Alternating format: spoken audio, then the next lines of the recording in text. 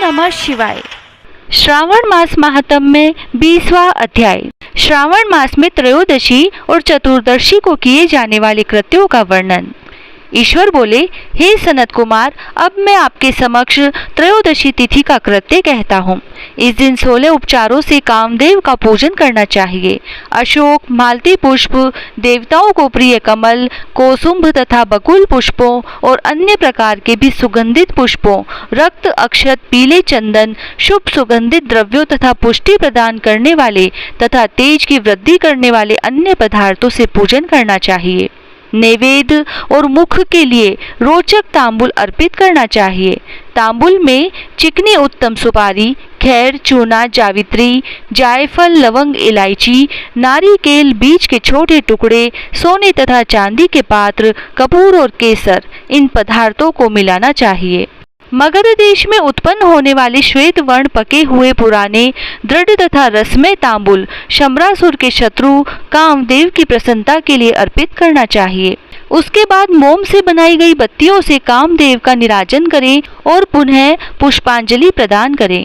इसके बाद उनके नामों से प्रार्थना करें, जो इस प्रकार से है। समस्त उपमानों में सुंदर तथा भगवान का पुत्र प्रद्युम्न, मीन केतन, कंदर्प, अनंग, मनमथ, मार, काताम्ब संभुत, शशकेतु और मनोभव, कस्तूरी से सुशोभित, जिनका वक्ष स्थल आलिंगन के चिन्हों से अलंकृत है। हे पुष्प धनवन, हे शम्रासुर के शत्रु, हे कुसुमेश, हे रतिपति, हे मकर ध्वज, हे पंचेश, हे मदन, हे समर, हे सुंदर। देवताओं की सिद्धि के लिए आप शिव के द्वारा दग्ध हो गए, उसी कार्य से आप परोपकार की मर्यादा कहे जाते हैं।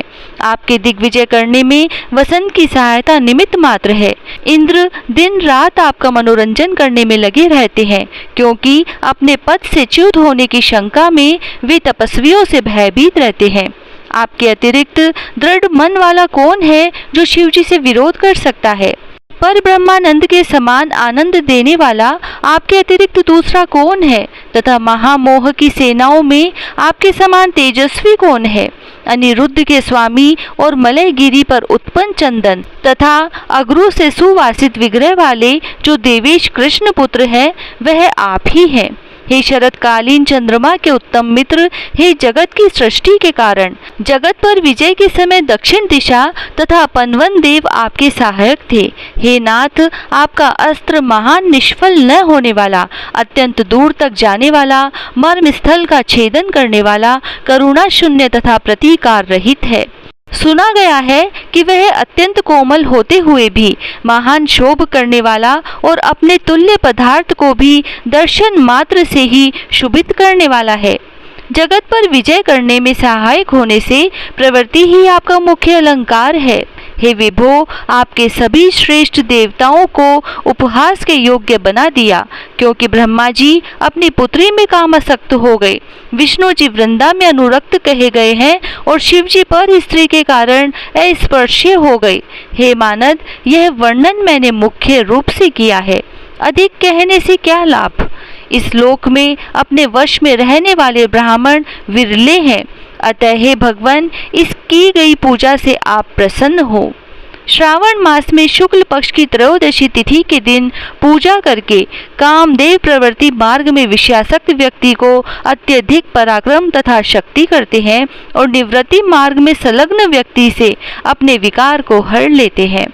श्रावण मास में शुक्ल पक्ष की त्रयोदशी तिथि में अपनी पूजा के द्वारा संतुष्ट होकर ये कामदेव सकाम पुरुष को अनेक प्रकार के अलंकारों से भूषित तथा मनोरम स्त्रियां प्रदान करते हैं और दीर्घजीवी गुणों से संपन्न, सुख देने वाले तथा श्रेष्ठ वंश परंपरा वाले अनेक पुत्र देते हैं। हे मानद, त्रयोदशी तिथि का जो शुभ कृत्य है उसे मैंने कह दिया।